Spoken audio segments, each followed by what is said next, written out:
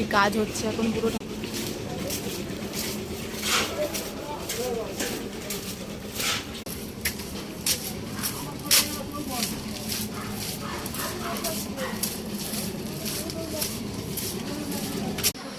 ওখানে ঢালাইয়ের কাজ মানে হচ্ছে, এখন চলে এসেছি ফ্ল্যাটে।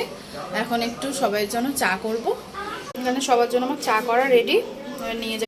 ঢালাইয়ের কাজ সব কমপ্লিট হয়ে গেছে।